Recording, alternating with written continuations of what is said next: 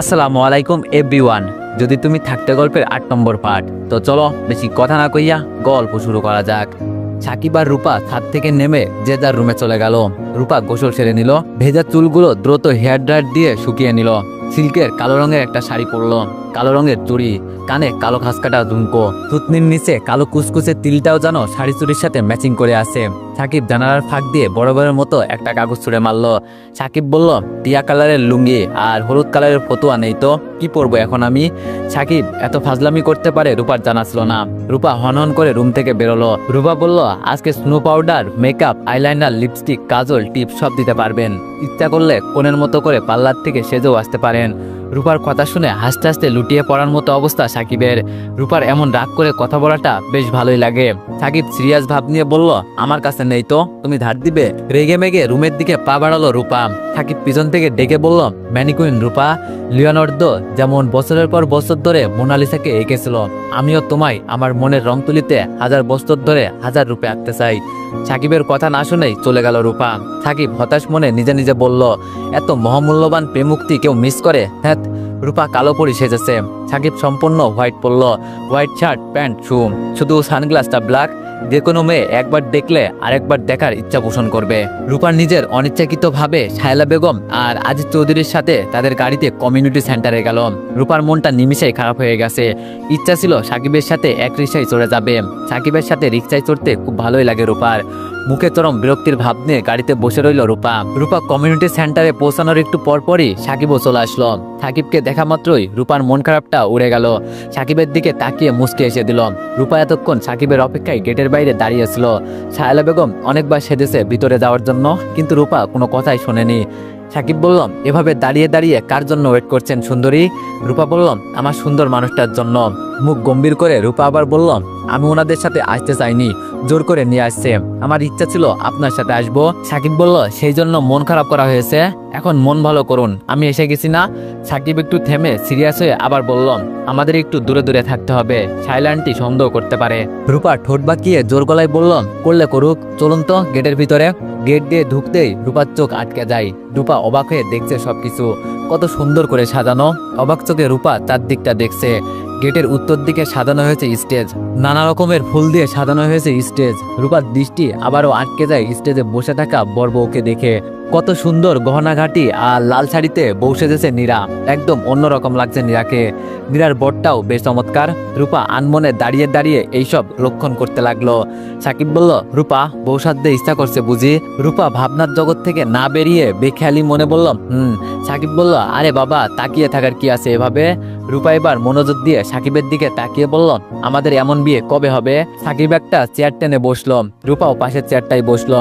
সাকিব বলল, আর কয়েক মাস পরে আমার ফাইনাল ইয়ারের ফাইনাল এক্সাম শেষ, তারপর আর তোমার বউ হওয়া ঠেকাবে কে? সাকিব চিন্তিত গলায় আবার বলল, আচ্ছা রূপা, তোমার ফ্যামিলি যদি আমাদের বিয়ে নিয়ে কোনো ঝামেলা করে, তারা মানবে তো? রূপা ভেবে বলল, মানা না মানা তাদের ব্যাপার, লাইফ আমার, সিদ্ধান্ত আমার, সংসার তো আর তারা করবে না। রূপার কাছ থেকে এমন সিরিয়াস কথা শুনে যেন অনাকাঙ্ক্ষিত কিছু।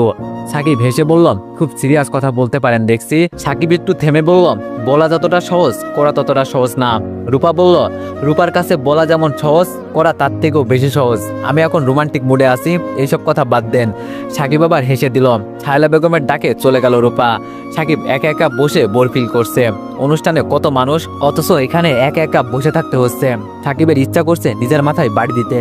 কেন যে সহজে মানুষের সাথে মিশতে পারে না সেই অপরাধে। অথচ রূপাটা একদম ওর বিপরীত, কত অল্প সময়ে মানুষের সাথে ভাব জমিয়ে ফেলতে পারে।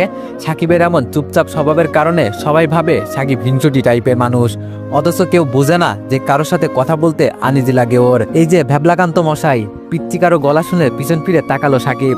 সাকিব যথারীতি হা করে তাকিয়ে রইল। কালকে সেই রোজা পিচ্চিটা, এই নামে তো শুধু সাকিবই ডাকতো। রোজা বলল, হা করে তাকিয়ে আছো কেন? লুপা আপু ডাকছে। সাকিব নড়ে চড়ে বসলো। সাকিব বলল, ভ্যাবলাকান্ত মশাইকে? রোজা বলল, আমি জানি নাকি, ওই লুপা আপু আপনায় দেখিয়ে বলল ভ্যাবলাকান্ত মশাইটাকে বলো আমি ডাকছি। রূপার কাছ তাহলে? রোজা খুব মিষ্টি দেখতে, আরো বেশি মিষ্টি ওর বলা কথাগুলো। সামনে দাঁত না থাকার কারণে রকে ল বলে। সাকিব রোজার কথা শুনে কি জানি খুব মজা পাই। সাকিব বলল, আচ্ছা আচ্ছা, তোমার নামটা কি জানো বলেছিলে কালকে? মেয়েটি অগ্নিদৃষ্টিতে তাকালো সাকিবের দিকে। রোজা বলল, আমায় ভাঙাচ্ছেন? এই বলে হনহনিয়ে চলে গেল রোজা। সাকিব হাসতে লাগলো। সাকিব রূপার কাছে গেল। রূপা সাকিবকে একটু আড়ালে নিয়ে গেল। সাকিব বলল, তুমি জানো না আমি একা একা বসে বসে বোর হচ্ছিলাম? রূপা বলল, এত মানুষের মধ্যেও যে একা একা বোর হয় তার জন্য আমার বিশেষ কিছু করার নেই। সাকিব বলল, তুমি জানো না আমি কারোর সাথে কথা বলতে পারি না? রূপা চোখ রাঙিয়ে বলল, এইসব বদ অভ্যাস বাদ দেন তো, সবার সাথে মিশে থাকার চেষ্টা করবেন। হঠাৎ কণ্ঠস্বর পরিবর্তন হয়ে যায় রূপার। খানিকটা আবেগী হয়ে বলে, একটা চুমু দিলেন না? সাকিব রীতিমতো ভেবাচাকা খেয়ে যায়। কেমনে করে অভিযোগ করে মেয়েটা? সাকিবের হৃদয় স্পন্দন খানিকক্ষণের জন্য বন্ধ হওয়ার উপক্রম হয়েছে। সাকিব আশেপাশে চোখ বুলিয়ে রূপাকে একটু কাছে টেনে নিল। সাকিব বলল, দিব চুমো? রূপা মাথা নিচু করে বলল, রূপার চোখে মুখে লজ্জার ছাপ। কেমনে জড়সড় হয়ে চুপচে গেল রূপা। রূপার এমন লজ্জা পাওয়া দেখতে ভালোই লাগছে সাকিবের। সাকিব রূপাকে লজ্জা দেওয়ার জন্য আবার বলল, কোথায় দিব? রূপা লজ্জা পাচ্ছে, আবার মেজাজও খারাপ হচ্ছে। সাকিবের সবসময় রূপাকে লজ্জা দেওয়ার ধান্দা। রূপা নিজেকে ছাড়িয়ে নেওয়ার চেষ্টা করলো। রূপা বলল, ছাড়ুন, লাগবে না কিছু। সাকিব ঠোঁটের কোণে দুষ্ট হাসি ফুটিয়ে বলল, লাগবে না কেন? বিতা চেষ্টা করো না, ছাড়বো না। রূপা সাকিবের দিকে তাকানো সাহস পাচ্ছে না। সাকিবের কাছে আসলে রূপার ইচ্ছা করে দৌড়ে পালাতে, আবার পালিয়ে গেলে নিজের বোকামির জন্য নিজের গালে চড় মারতে ইচ্ছা করে। সাকিব রূপার দুই গালে হাত দিয়ে রূপার মুখটা উঠিয়ে ধরল। রূপা এখনো চোখ বুজে আছে। সাকিব সাত পাঁচ না ভেবে রূপার ঠোঁটে আলতো করে ঠোঁট ছুঁয়ে দিল। সর্বাঙ্গে কেঁপে উঠল রূপার। মনে হচ্ছে এখন একদমই দম বন্ধ হয়ে যাবে। হার্টবিট অস্বাভাবিক রকমের বেড়ে উঠেছে। সাকিবের কাছে থাকলে দম বন্ধ হয়ে যাবে মনে হচ্ছিল। এমন অদ্ভুত রকমের অনুভূতির সাথে রূপা মোটেও পরিচিত ছিল না। রূপা দেয়াল ঘেঁষে দাঁড়িয়ে হাঁপাতে লাগলো। এই প্রথম সাকিবের ঠোঁটে চুমু খেয়েছে। এ ভালো লাগার অনুভূতি প্রকাশ করার মতো না। সাকিব নিজের মনে হাসছে। রূপা খুব বেশি লজ্জা পেয়েছে। লজ্জা পাওয়ার ব্যাপারটার মধ্যেও অন্যরকম ভালো লাগা, মুগ্ধতা কাজ করে। রূপা কোথায় পালিয়ে গেল? সাকিব আশেপাশে তাকাতে লাগলো। রূপা দেয়াল ঘেঁষে দাঁড়িয়ে আছে। সাকিব আসতে গিয়ে রূপার পাশে দাঁড়ালো। রূপার কানে কাছে ফিসফিস করে বলল, রূপা। রূপা হকচকিয়ে পিছনে তাকালো। সাকিবের ঠোঁটের কোণে আবারও দুষ্টুমির হাসি। হাসিটা যেন রূপাকে লজ্জা দিতে যাচ্ছে। রূপা সাকিবের গায়ে এলোপাতারি কিলঘুষি দিতে লাগলো আর বলল, কুত্তা, শয়তান, বিলাই, লজ্জা দেন শুধু আমায়। সাকিব বলল, তোমার হাতের মায়ের এত মিষ্টি কেন? সাকিব উচ্চস্বরে হেসে উঠল। সাকিব বলল, রূপা থামো, চারিদিকে মানুষ কিন্তু। রূপা জিব্বায় কামড় দেয়, বিড়বিড় করে বলে, আসলেই তো। রূপা বারবার নীরা আর নীরার বরের দিকে তাকাচ্ছে। খুব মানিয়ে আছে দুইজনকে। ফটোগ্রাফার ছবি তুলছে। সবাই বর আর বউয়ের সাথে ছবি তুলছে। প্রত্যেকটা মেয়ে বোধহয় বিয়ের সাথে মিষ্টি লাগে। সাকিব আর রূপা বর বউয়ের দুই পাশে বসে অনেকগুলো ছবি তুললো। ছবি তোলার ব্যাপারে সাকিব ইন্টারেস্টলেস, কিন্তু রূপা খুব ইন্টারেস্টেড। রূপার ইচ্ছা করছিল সাকিবের হাত ধরে ছবি তুলতে, কিন্তু এত মানুষের ভিড় তা সম্ভব না। রূপা আবার বিয়ের আনন্দে মত্ত হয়ে গেল। সাকিব আগের মতো এক কোণে চেয়ারে বসে রইল। রূপার অনেক বেশি আনন্দ হচ্ছে। কিছুক্ষণ পর রূপা সাকিবকে খুঁজতে লাগলো। সাকিব চেয়ারে বসে আছে। সাকিবের চেয়ার ঘেঁষে আরেকটা চেয়ারে বসে আছে খুব সুন্দরী একটা মেয়ে। সাকিব মেয়েটার সাথে হেসে হেসে কথা বলছে। মেয়েটার ব্যাগ থেকে মোবাইল বের করে সাকিবের সাথে ছবি তুলছে। রূপা হতভম্ব হয়ে দাঁড়িয়ে রইল। সাকিব কি রূপার মতো এই মেয়েটাকেও ভালোবাসে? রূপার চোখ গড়িয়ে পানি পড়ছে। রূপা বুঝতে পারছে না কেন এমন হচ্ছে, আর বুঝতেও চাইল না সাকিব কেন অন্য মেয়ের সাথে কথা বলবে। রূপার মাথায় আগের মতো যন্ত্রণা হতে লাগলো। আগের মতো সবকিছু ভাঙচুর করতে ইচ্ছা করলো। সাকিব রূপাকে খেয়াল করেনি। রূপা দৌড়ে শায়লা বেগমের কাছে গেল। রূপার চোখগুলো অদ্ভুত রং ধারণ করেছে। অস্বাভাবিক লাগছে রূপাকে। রূপার অবুঝ ব্রেন এখন উত্তাল হয়ে গেল। শায়লা বেগম রূপাকে দেখে ঘাবড়ে গেল। রূপার এই রূপ শায়লা বেগম চিনে। রূপা যখন অস্বাভাবিক হয়ে যায় তখন এমন দেখায় রূপাকে। রূপা ফুফাতে ফুফাতে বলল, আমি বাসায় যাব, এক্ষুনি বাসায় যাব। শায়লা বেগম কথা না বাড়িয়ে রূপাকে নিয়ে বাসার উদ্দেশ্যে চলতে লাগলো। এত মানুষের ভিতরে যদি রূপা পাগলামি করে তাহলে মান সম্মানের প্রশ্ন। শায়লা বেগম বুঝতে পারলো না রূপা কেন এমন আচরণ করছে। রূপা তো স্বাভাবিকই ছিল। বাসায় এসে ক্লান্ত মুখে সোফায় বসে রইল শায়লা বেগম। অনুষ্ঠান শেষ না হতেই চলে আসতে হলো। রূপার হঠাৎ হলোটা কি তাও বুঝতে পারছে না। প্রায় স্বাভাবিকই তো হয়েছিল রূপা, আবার কেন এমন করছে? এত বড় সাইক্রেটিস্ট হওয়া সত্ত্বেও মাঝে মাঝে রূপার ব্যাপারে মাথা কাজ করে না শায়লা বেগমের। আর রূপার প্রতি অসম্ভব মায়ায় পড়ে গেছে। ওর সাথে কোনো প্রকার খারাপ ব্যবহারও করতে পারে না শায়লা বেগম। হয়তো নিঃসন্তান হওয়ার জন্য মায়াটা আরো তীব্র রূপার প্রতি। কারো কাছে কিছু না বলে রূপাকে নিয়ে চলে এসেছে। আজিজ চৌধুরী যদি খোঁজ করে। শায়লা বেগমের মনে হলো ফোনে একবার জানিয়ে দেওয়া উচিত। রূপা এমন অসময়ে পাগলামির জন্য নিশ্চয়ই রেগে যাবেন আজিজ চৌধুরী। রূপা খেপা বাঘিনীর মতো বসে আছে। রূপার বুক ফেটে কান্না আসছে। সাকিব অন্য মেয়ের সাথে কেন কথা বলল, আবার ছবিও তুলল। রূপা থাকতে সাকিবের কেন দরকার অন্য মেয়ের সাথে কথা বলার? সাকিব ভার্সিটি, টিউশনি আরো কত জায়গায় যাই, তখনও কি এভাবে মেয়েদের সাথে কথা বলে? এই বিষয় নিয়ে কখনো ভাবা হয়নি রূপার। এমন ছন্দ রূপার মনে কখনোই ঢোকেনি। রূপার ড্রেসিং টেবিলের কাছে রাখা ফুলদানিটা ছুঁড়ে মারল। শায়লা বেগমের কানে গিয়ে এই বিকট শব্দটা পৌঁছালো। হতাশ ভঙ্গিতে বসে রইল সাহেলা বেগম। প্রায় 1 বছর ধরে রূপাকে ভালো করার চেষ্টা করছে। রূপা 100% না হলেও 50% সুস্থ হয়েছিল। নিজেকে একটু হলেও সফল মনে হয়েছিল সাহেলা বেগমের। কত ভরসা করে রূপার বাবা মা চিকিৎসার জন্য সাহেলা বেগমের কাছে রাখলো। রূপা যদি আবারও অ্যাবনর্মাল আচরণ করে কি জবাব দিবে রূপার মা বাবার কাছে? রূপা যে স্টেজে আছে, এই স্টেজের রোগীরা খুব বেশি সেন্সিটিভ মাইন্ডের হয়। কারো কাছ থেকে কোনো অনাকাঙ্ক্ষিত আচরণ পেলেই পাগলের মতো আচরণ করে। বিয়েবাড়িতে কত মানুষ কে রূপার সাথে কি বিহেভ করেছে কে জানে। উদ্ভ্রান্তের মতো রুম থেকে বের হয়ে আসলো রূপা। ক্ষুদ্র কণ্ঠে বলল, আমি আবার ওইখানে যাব। সাহেলা বেগম ব্যস্ত হয়ে বলল, কি হয়েছে তোর? কেউ কি তোর সাথে খারাপ বিহেভ করেছে? আমার কাছে বল অন্তত। সাহেলা বেগম রূপার সাথে একটু ঘনিষ্ঠ হয়ে দাঁড়িয়ে রূপার মাথায় হাত বুলিয়ে আদরের গলায় বলল, কি হয়েছে আম্মুটার? আমার বলো। রূপা বলল, একটা মেয়ে আমার সাথে খারাপ বিহেভ করেছে, ওই মেয়ের সাথে আমার কথা আছে, চলো। সাহেলা বেগম বলল, আরে এইটুকু বিষয়ের জন্য কেউ এমন করে? আমি তো ভয় পেয়ে গিয়েছিলাম, তখনই তো আমার কাছে এসে বললেই হতো, আমরা 2 মা মিলে মেয়েটার হাত পা ভেঙে দিতাম। রূপা বলল, কিছু করতে হবে না তোমার, তুমি আমার সাথে চলো। সাহেলা বেগম বলল, এখন আর কোথাও যেতে হবে না, এখন একটু ঘুম দে। আর ওইখানে গিয়েই বা কি করবি এখন? অত মানুষের ভিতরে কারোর সাথে সিনক্রেট করলে মানুষ খারাপ বলবে। রূপা বলল, আমি কোনো খারাপ বিহেভ করবো না, তুমি যাবে কিনা? সাহেলা বেগম চোখ রাঙিয়ে বলল, আমি তোকে চিনি, এখন কোথাও যেতে হবে না। সাহেলা বেগমের কোনো কথা মানতে রাজি না রূপা। সোফার উপরে থাকা চায়ের গ্লাসটা ফ্লোরে ছুঁড়ে মারে। সাহেলা বেগম কিছু বলতে গিয়েও থেমে যায়। বলে আর কি হবে, ওর মাথা ঠিক থাকলে ও তার এমন করতো না। কত লক্ষ্মী ভদ্র ছিল রূপা। সাহেলা বেগম একটা ক্ষীণ নিঃশব্দ ফেলে বলল, চল। গাড়িতে বসে ফুঁকছে রূপা। সাহেলা বেগম শঙ্কায় পড়ে গেল, কিসের জন্য রূপা আবার অনুষ্ঠানে যাবে? গাড়ি থামাতেই নেমে যায় রূপা। গেটের ভিতরে ঢুকে আশেপাশে কাউকে খুঁজতে থাকে। সাহেলা বেগম রূপাকে অনুসরণ করছে। কি করে বসে রূপা কে জানে। তীব্র বেগে একটা মেয়ের দিকে ছুটে যায় রূপা। সাহেলা বেগম বুঝতে পারলো রূপা সেই কাঙ্ক্ষিত মানুষটাকে খুঁজে পেয়েছে। সাহেলা বেগমকে উপেক্ষা করে রূপা চর বসিয়ে দেয় সাকিবের সাথে বসে থাকা সেই মেয়েটার গালে। চারিদিকে সবাই হা করে তাকিয়ে আছে। মেয়েটা হতভম্ব হয়ে দাঁড়িয়ে রইল মূর্তির মতো। হতভম্ব ভাব কাটিয়ে মেয়েটি বলল, হোয়াট ইজ দিস? মেয়েটা বোধহয় কি বলবে খুঁজে পাচ্ছে না। এভাবে অপরিচিত কেউ যদি এসে কারো গালে চর মারে, সবারই তো বিস্ময় লেগে যায়। একটু দূরে দাঁড়িয়েছিল সাকিব। রূপা চোখ লাল করে মেয়েটির দিকে তাকিয়ে আছে। সাকিব দ্রুত গতিতে সেখানে আসলো। সাকিবও যথারীতি হা করে তাকিয়ে রইল। মেয়েটা আর কিছুই বলছে না। সাকিব বলল, আরে রূপা, কি হয়েছে কি? তুমি ওর গালে থাপ্পড় দিলে কেন? মেয়েটি বলল, সাকিব তুমি ওকে চিনো? কি একটা অবস্থা দেখো, কোত্থেকে এসে চর মারলো। রূপার দিকে তাকিয়ে আবার মেয়েটি বলল, এই মেয়ে, প্রবলেম কি তোমার? মাথায় সমস্যা নাকি? কি হয়েছে কি তোমার? রূপাকে এভাবে কথা বলায় সাকিবের গায়ে লাগলো। সাকিব বলল, রূপা তুমি ওকে থাপ্পড় দিলে কেন? রূপা ঘৃণ্য ভরা দৃষ্টিতে তাকিয়ে সাকিবকে বলল, সেটা তোর কাছে বলতে হবে, ক্যারেক্টারলেস কোথাকার। রূপা এই কথাটা কাকে বলল ঠিক বুঝতে পারলো না সাহেলা বেগম। রূপা কেন ক্যারেক্টারলেস বলল সাকিবকে? সাকিবও কিছুই বুঝতে পারলো না। সাহেলা বেগম পাশে থাকায় কিছু বলতে পারলো না। সাহেলা বেগম বিনয়ী গলায় বলল, প্লিজ মা, তুমি ওর আচরণে কিছু মনে করো না।